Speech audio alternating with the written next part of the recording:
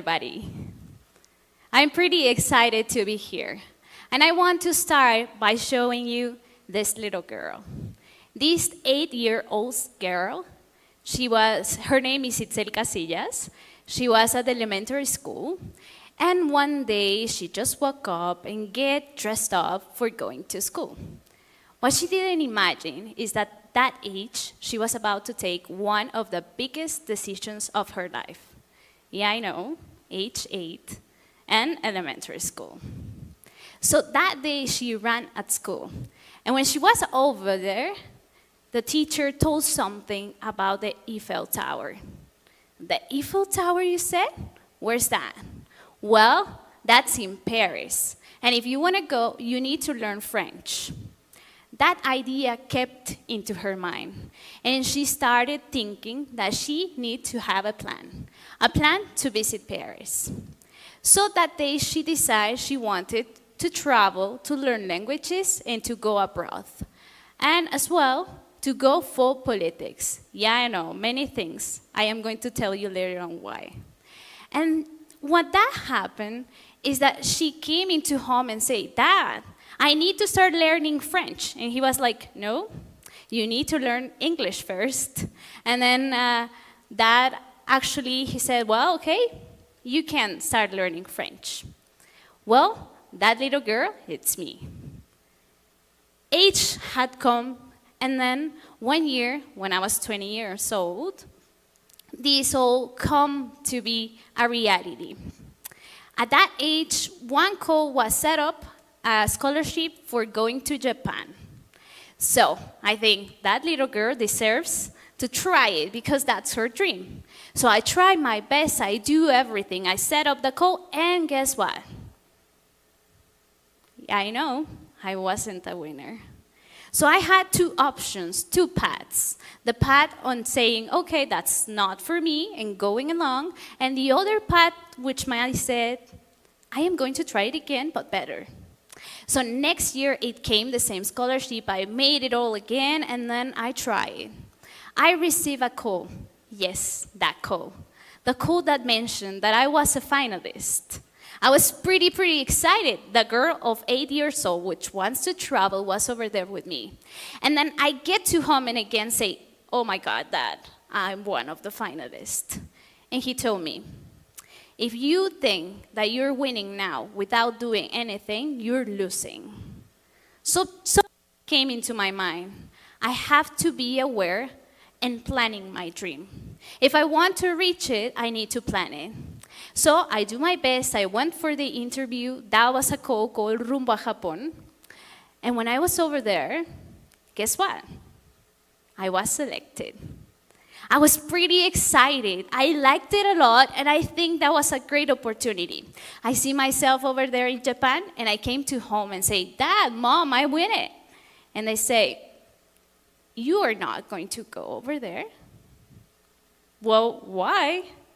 They told me, "You're a woman, you're the oldest from your sister, so I think you're not able. What are you gonna do by yourself over there?" And I tell, "Okay, well, let's do a PowerPoint party." And I made a PowerPoint party mentioning the reasons I need to go to Japan. And at last, my mom said, "You're not going to go." And I said, "Okay, Mom, if I don't take this opportunity now, will you give it to me later on?" And she says, "No." So anybody talk about it, and here's myself in Japan. I made it to Hiroshima. And when I was over there, I saw so many people that were so brilliant, and something came into my mind. The imposter. You're not good enough. I don't know why you win. There's many other people that do it better than you. And I was like really facing that kind of things. I know yourselves, you face the same thing because we have all that imposter in our heads. So I reached to somebody and tell why I was selected. I need to know. And he told me, "Well, there's always people better than you. But what I need to tell you is that you have something that I haven't seen a lot. And it's that you want to share. You want to share what you've learned.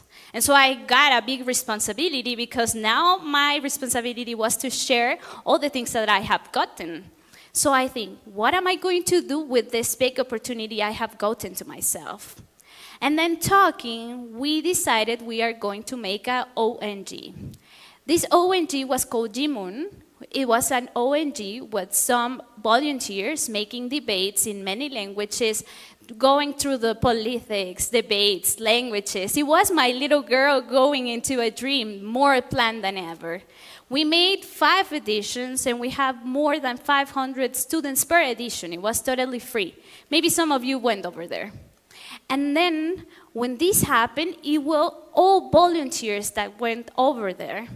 So I knew that my dream wasn't just my dream over there. It was a dream of many others. At that time, I thought, if we hadn't got the courage to run for this dream, this wouldn't be the reality of many of the people that are here. So I find myself a creator of realities. And I want to show you these images, because I know the first logo that you can see over there, I know what you're thinking, it's awful.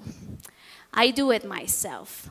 But I want to show you this because at the very first time on my leadership path, I thought everything has to be by myself. I didn't trust anybody.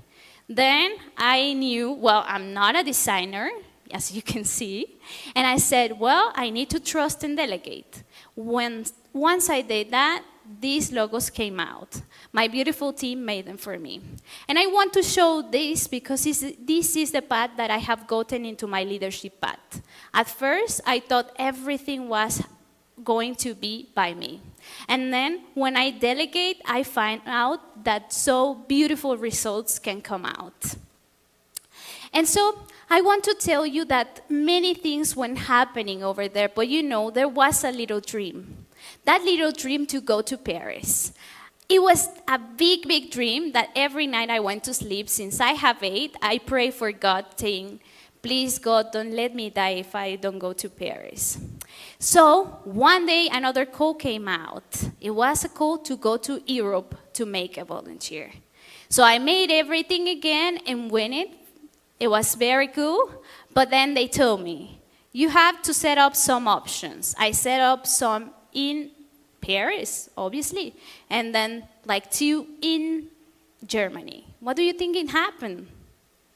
Yes, they sent me to Germany. And I was like, God, I really want to go to Paris. But then I decided I was going to take one time to visit Paris by my own. I know what you're thinking. Mom was really worried.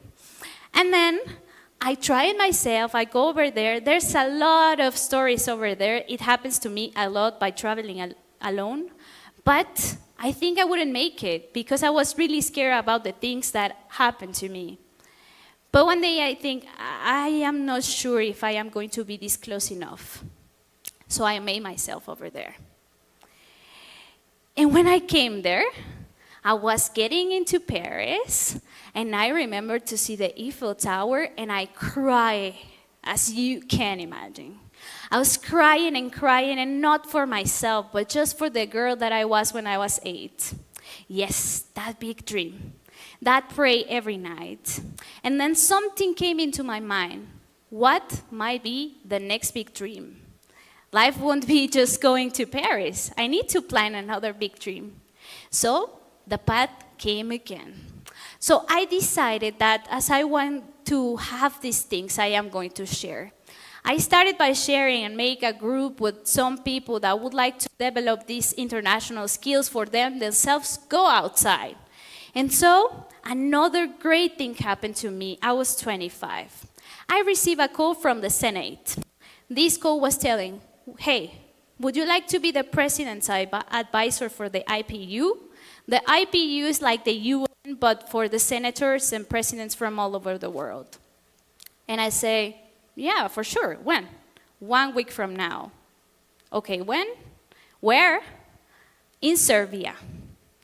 Well, I didn't know where Serbia is, but I say yes. So I took that plane, I went to Serbia, and when I get over there, I was in pants, and somebody reaching to me and say, Miss Casillas? Yes, it's me. Okay, here it's your driver, here's your security, let's go. Aren't you too young to be the president's advisor? And I was like, no, I just turned 25.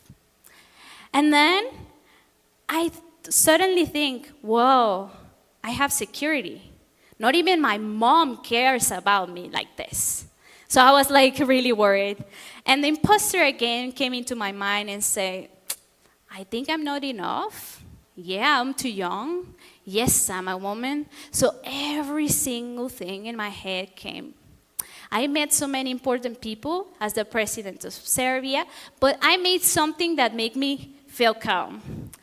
As I knew I am going to meet so many great people, I decided not to Google them, just that I can try to be aware of how they were and to just have a relaxed conversation. But every night I get into my room, I Google where I was with. And I was very impressed with the people I have met. But yeah, I received an invitation to work on Switzerland. I refused it, and then I'll tell you why. Then I decided my life was going to be a sharing experience. The abilities I have gotten, they are all for share. So since that day, I've been taking bridges from Mexico to all over the world. I had represented Mexico in so many forums in Peru, Colombia, China, Spain, UK, I don't know, there's a lot. But with the mission of sharing every single thing from Mexico all over the world. And people ask me, what's the secret? And I am going to tell you that I simply don't know. I don't know. But the only thing I'm pretty sure is this. I want to make an experiment. Which of you have a great dream? Raise your hand. Okay. So, what I know is that everybody has a big dream, as you can see. But what I can see as well is that not many of you have plans. And I know the secret comes to be when you have a dream, you need a plan, and that becomes a reality. So knowing this, tell me how many dreams do you have? Then tell me how many plans do you have? And then tell me how many realities you have. So what I can say is that the results are the only thing posted. The effort is not posted.